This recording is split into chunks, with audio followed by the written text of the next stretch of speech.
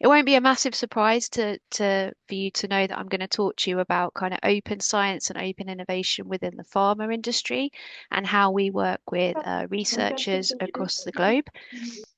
So I'm going to talk about advancing healthcare and pushing the boundaries of science with open collaboration.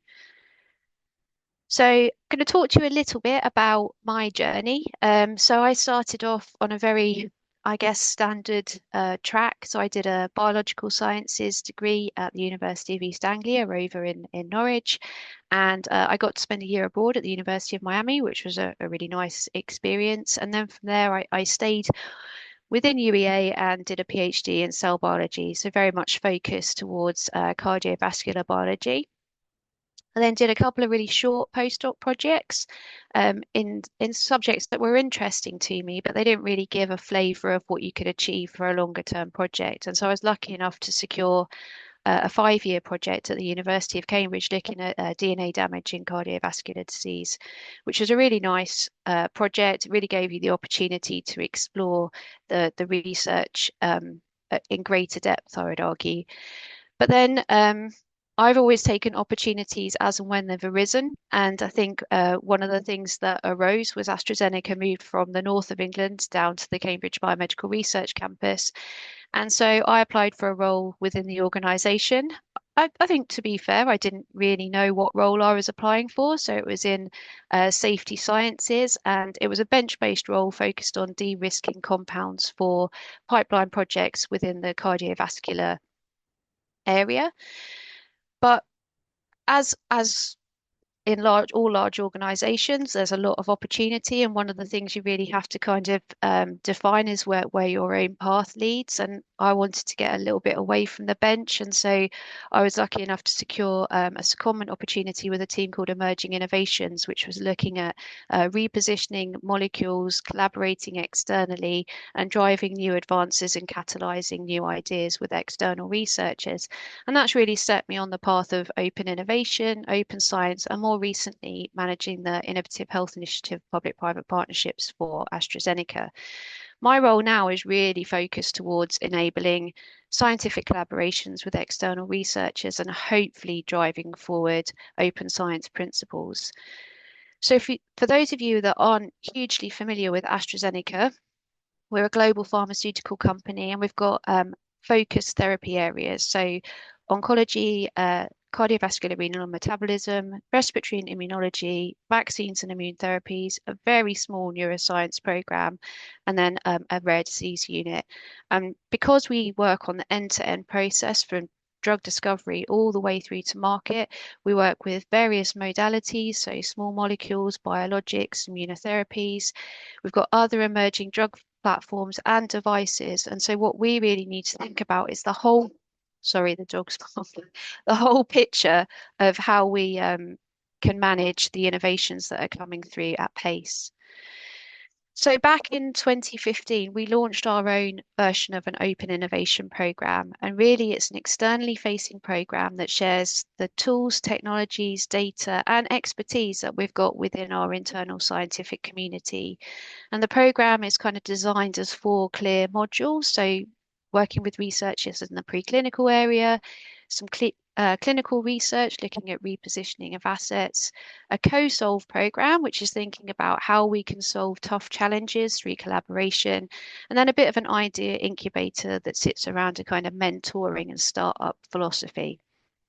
And really, the whole program is tailored to feed into 3 key areas. So we need to impact the AstraZeneca portfolio because we are working on behalf of AstraZeneca. So we want to be able to collaborate to develop the next generation of medicines. But we also are very, very keen to demonstrate scientific leadership. So we position ourselves as an innovative company, and we really want to be able to lead in science through collaboration. And then the third element to our program is really to access and engage with external scientific expertise. So really forge partnerships with researchers around the globe to address key scientific challenges. And this is really pivotal to that kind of open science philosophy. Innovations across all sectors are progressing with such pace that I don't think there's any possible way that with the expertise you have in-house, you could address those challenges. So you need to spread out and use and leverage that external network to be able to really drive innovations forward. And that's one of the goals of the Open Innovation Programme. And so partnering collaboration remain key to achieving that scientific leadership. So the idea really is to bring together external scientists who have access to patients, who have developed new assays or are really niche in the research area that they work in, and intertwine that expertise with the expertise that AstraZeneca can bring, the facilities that we have, and the medicines and small molecules and modalities and platforms that we've developed over kind of 30 years almost to really be able to test novel hypotheses under this umbrella of open innovation. And so it's not been a short process. And one of the words that came up in the little word jumble was paranoid. And it made me laugh because I think actually there is a great deal of paranoia on both sides, really, because AstraZeneca are worried that they're going to share their proprietary information with external researchers and scientists. But then the scientists themselves are worried that they're going to share ideas with AstraZeneca, who will translate them at pace and move them forward and make money from them. So balancing the paranoia on both sides is really quite a challenge, I would argue. But we go back now 15 years to a time when the MRC in the UK and NCATs in the US approached various pharma companies and asked them whether they would be open to sharing some of their discontinued assets with researchers, with the goal of being to look at new indication discovery. And that project really set the groundwork for our Open Innovation Programme because it was hugely successful in terms of what it achieved through open collaboration. In 2014, we launched a web portal for our Open Innovation Programme. We went across the business to see what we could share externally with researchers, and we were able to identify tool compounds, compound libraries, screening technologies. And then one of the things that we've been doing a lot is really crowdsourcing solutions to challenges. And we do this in a variety of ways. And that's really key to open science because it gets a diverse and inclusive group of people to share their ideas and see whether we can really move the needle aligned with some of these challenges. And from 2022 and beyond, really, we're trying to use open collaboration to support the strategic vision of AstraZeneca. I guess not to steal people's ideas, but to see how that they can actually be moved forward through collaboration. There's a great deal of co-creation that goes on in this innovative science space. And we also want to be able to align to kind of this A Catalyst network that we have sitting in the commercial organization, where those ideas really are brought forward to the clinic to the value of patients. So open innovation advances both AstraZeneca and external science. And you may question how that actually happens, but basically scientific leadership works in both ways. We are very keen to publish the science that comes out of these collaborations, and a lot of our researchers publish in high impact and high quality journals, and we really encourage that. We've also got a small fund where we can pay for open access journal articles to be published. So we're really trying to get the message out there to as many researchers as possible. We can support through letters, grant funding applications, and our researchers have managed to obtain about 85 to 100 million in external grant funding by having in-kind contributions from AstraZeneca. You can see there's been more than 100 publications over the course of the programme. We've explored numerous new disease areas. We've got more than 1,000 collaborations across 40 countries. We also aim to out-license some of the molecules to companies that can then take those forward in new disease indications.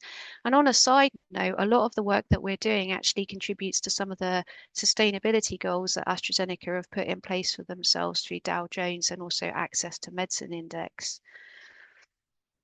So I just wanted to share an example with you of one of the types of collaborations that we have. So basically, researchers can come to us, any researcher, and that's the really critical thing is that we're not looking to work with subject matter experts that are kind of really high up in their career and are really well established.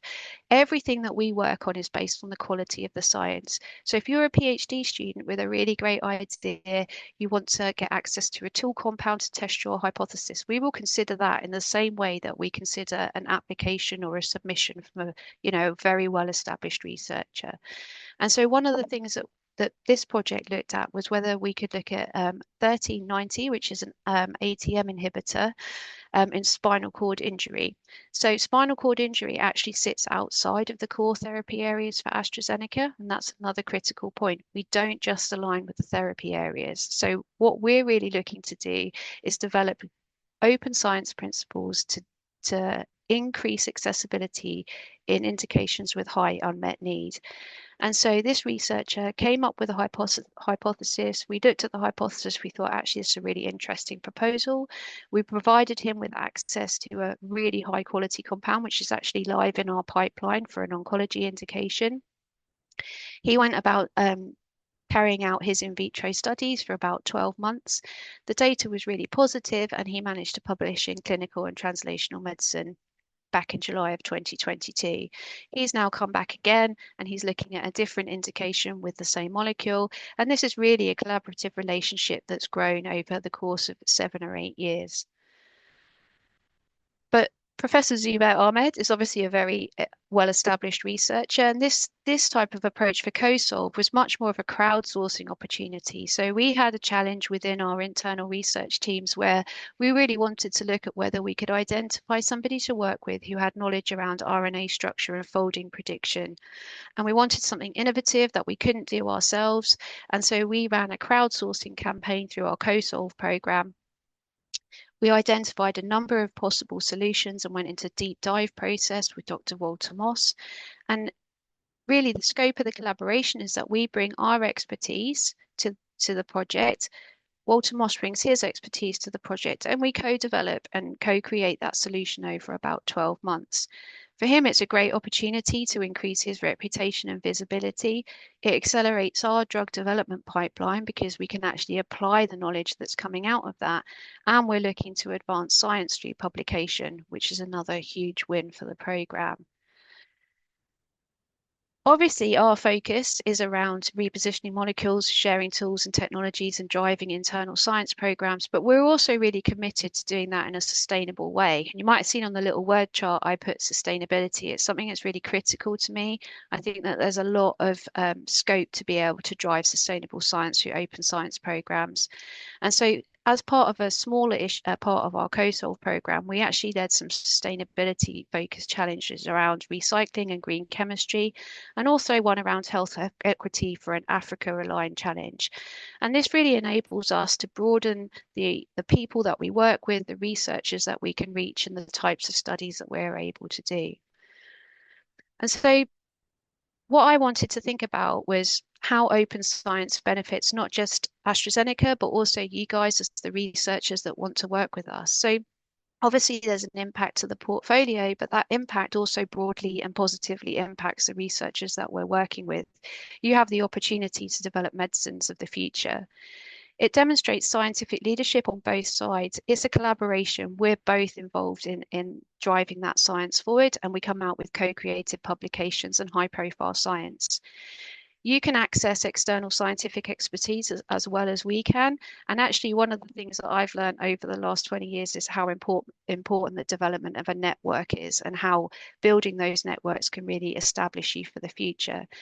And then thinking about sustainability. So you develop talent, you can reuse, reproduce, and avoid duplication of experiments by being open about the data that you're generating.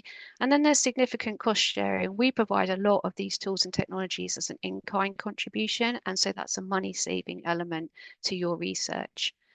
And so for us, open innovation is a win-win-win. So for you guys, it's about being able to utilize tools and technologies that you otherwise wouldn't have been able to get access to. For us, it's a way to innovate and bring about ideas from external researchers. And for patients, which is what we're really doing science for, it's a way to create new scientific advances to form new medicines.